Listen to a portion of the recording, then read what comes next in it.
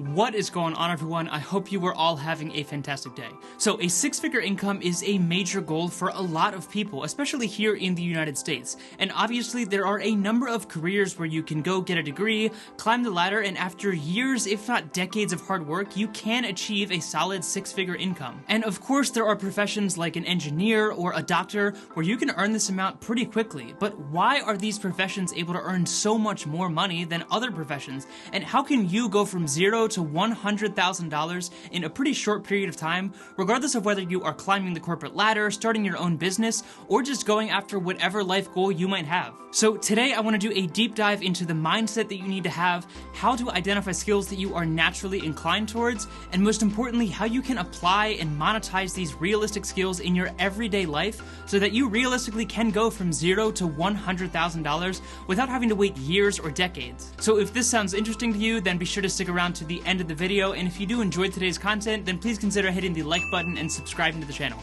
Alright, let's jump right into it. Really quickly before we get started, I just want to say thank you so much. We actually just hit 1,000 subscribers, and I know this is a really small milestone, but considering I started shooting these videos in my college dorm room on my iPhone just a few months ago, and it's grown as much as it has, I cannot express how grateful I am, and I hope you know that I'm taking this really seriously, and I do have a whole studio set up now, so if you do want to continue to see great content like this in the future, then definitely consider subscribing. But seriously, thank you so much for all of the support. Okay, so first of all, what is the allure of having a six-figure income? Well, here in the US, it is a status symbol, as dumb as that might sound, but it actually goes beyond that. A number of behavioral studies from several different universities, including Princeton, have found that $75,000 per year is the ideal income level for emotional well-being, and $95,000 is ideal for positive life evaluation, which is essentially how you feel about accomplishing your life goals. And these statistics open the door to the age-old debate on, does money buy happiness? Well, this study clearly shows that money can only improve your happiness to a certain point, and beyond that, it can actually have extremely damaging effects if you are constantly chasing the next dollar and financial goal. So I tell you this not to bore you with a lecture on this particular study, but to drive my point home that no, money does not buy happiness. However, there is nothing wrong with striving to achieve a particular income level or financial goal, because it will provide you with greater opportunities and an overall flexibility in your life that to a point will improve your happiness in most cases. But at the end of the day, just remember, more money, more problems. It's also extremely important that you don't limit yourself in here, as cliche as that might sound. Is it possible to go from zero to $100,000 or more in under a year? Absolutely. Are most people capable of doing that? Probably not in this short period of time. However, if you start today with the goal that you want to have $100,000 a year from now, then even if you fall short of that goal, I have a feeling that you will still be way better off than if you had just sat there and bounced through your day-to-day life. Maybe you're currently earning $40,000 or $50,000 a year, and your goal is to somehow earn $100,000. But even if you fall short of that goal and end up with $80,000 or $90,000 at the end of the year, then you are still way better off financially than you were before you even started. And you probably learned a lot of lessons along the way that you can apply to your future and continue to go after your great goals. Okay, so now that we understand the allure and motivation for a lot of people to reach that six-figure income level, how in the world are you going to get there? Because depending on where you are at in your career or really in your life in general right now, this may seem like a far-off goal that isn't going to happen for decades, if at all. Well, when it comes to increasing your income, it all stems from the value that you are adding to someone else's life, whether that be directly to your own customer or to your employer through their business. So that brings us back to, why are doctors and lawyers able to make so much money? Well, really it's for two reasons, the first of which being, in most cases, they are adding a lot of value to the lives of their customers. And the second reason is that it is very difficult to replace these positions, because relative to other types of jobs, doctors and lawyers are not quite as common and therefore can warrant a higher wage. This is the same reason that top-level athletes are able to rake in millions and millions of dollars, because they are adding a high level of value to their particular team,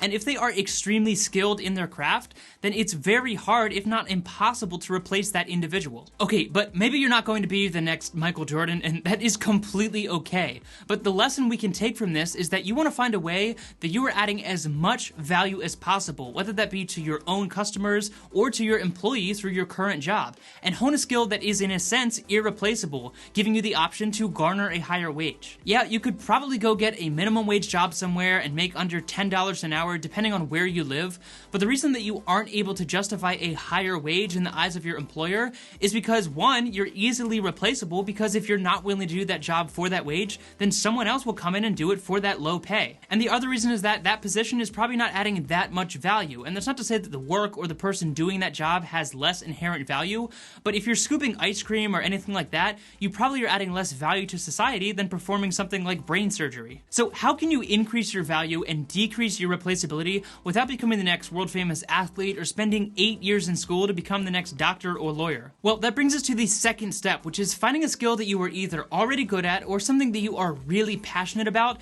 and therefore you're willing to put in more time than the average person to improve that skill over time. And I'm not talking about dunking a basketball or performing brain surgery. Honing a skill can be anything from improving your value at your current job or starting your own side hustle or business altogether. So just sit for a moment and pause the video if you have to and ask yourself what skill or skills you are good at. And I don't want to hear that you aren't good at anything and that you just sit around every day, because chances are most people have something that they are really good at or unique at, or something that they are really passionate about, and therefore they're willing to put in more time and effort into that particular thing. Yes, Michael Jordan was born with a natural inclination towards basketball, but I assure you it was his passion for the game that allowed him to work longer and harder than all of the other players around him, and that combination of his passion and his talent is really what led to his great success. And you can apply that exact same principle to something that you are passionate about, whether you are currently good at that thing or not. Maybe you are good at writing or public speaking or something really specific like cooking or photography. Whatever that skill is, keep it in the back of your head, because we'll come back to that later in the video. Now, hopefully that skill is something that you are either really passionate about or you can apply to your passion in some way, because again, talent is not always enough. If you want to earn $100,000 or more, then you are going to have to be willing to put in more hours than the average person in your field. And if you aren't passionate about that thing that you're doing, then this is going to be like pulling teeth, and that is not what we want for you. I'm sure the ideal situation for you is being able to earn that six-figure income by doing something that you are truly passionate about and truly love. Yeah, you could force your way through school in a field that you don't like and earn a degree that will eventually allow you to earn six figures, but if you're not passionate about what you're doing, then what is it all for anyways? I don't mean to get all philosophical on you, but I think you understand what I'm trying to say. Coupling the skills that you are naturally inclined towards with the things that you are truly passionate about in your life is absolutely the ultimate machine for success, both financially and in your overall happiness and well-being. Alright, so we've talked about the mindset that you need to have, discussed how you can identify the skills that you are naturally inclined towards, and now it's time for the most important part, which is how do you apply and monetize that particular skill that you identified? Well, this is really going to depend on your personal situation, but maybe you're in a field right now that you truly love, but perhaps you need to navigate or move your way towards a position where your income is directly correlated to your results. By this I mean, if you are truly good at something and you enjoy doing that particular thing, then you should have absolutely no problem earning a significant income if your financial compensation is tied to your results that you produce. So let's say you're at a company that you really love, but maybe you're capped at a $50,000 per year salary regardless of how you perform or how much time you spend at work. Well, maybe for example, it's time to pivot to a sales position where the amount that you are earning is a direct correlation of the results that you produce. I know sales gets a really bad rap, and I do understand why, but depending on what you are selling and who you are selling that to, this really can be an extremely rewarding field, both financially and for your overall well-being and happiness. I see so many people, especially individuals graduating from college, whose ultimate goal is landing a big salaried position, and obviously there are advantages to that, but in a lot of cases they might be better off either having a sales position where your earnings aren't capped, or even maintaining an hourly position where the amount of money you earn isn't capped regardless of how much time you spend at work. The way our society in particular looks down upon hourly work is absolutely ridiculous, and honestly, it's those hourly workers who are getting the last laugh, because when everyone is stuck at work working on a particular project really late, it's the hourly workers who continue to get paid more, while the salaried workers get a flat paycheck regardless of how much time they are spending at work. So that is definitely something to keep in mind, but here are some more concrete examples of how you can go about monetizing that particular skill that you identified earlier in the video. The first and one of the most common ways that people make a lot of money monetizing their individual skills is through consulting. Now, there are a lot of ways to go about this, but it does not need to be nearly as complicated as you might think. Maybe you are really good at photography, and yeah, you could go set up your own photography business or do wedding photos, but you're limited by the amount of time and gigs that you're able to book. However, if you start doing consulting in your local area with up-and-coming photographers or just people who are interested in photography in general, you can open up a whole new revenue stream. And once you get the knack for consulting, you'll be able to have a backlog of customers who continue to recommend your service, and that really can build a substantial income pretty quickly. Even just throwing it out locally on a social media network can be a great way to get started, but if you want to take consulting really seriously and take it to the next level, then selling digital products online is where the big money is at. Now, I'm really hesitant to mention this because when I say digital products, I do mean selling online courses, which is a bit of a pet peeve of mine. However, the ridiculous courses that you typically see here on YouTube for a million different ways to make money online are just a small part of the online course sale industry. There are a ton of individuals who have created fantastic online courses for very particular skills like photography, cooking, and a million other things. And there's even companies like Masterclass who have built entire businesses around providing and selling digital products. So definitely be careful and don't be that person who is trying to make money online by teaching someone how to make money online. And if that is something that you want to do, then I would say just go and start a YouTube channel like this, because then at least it is free to your viewer. But if you have a particular skill like cooking, then grab a phone and shoot some video on you preparing various dishes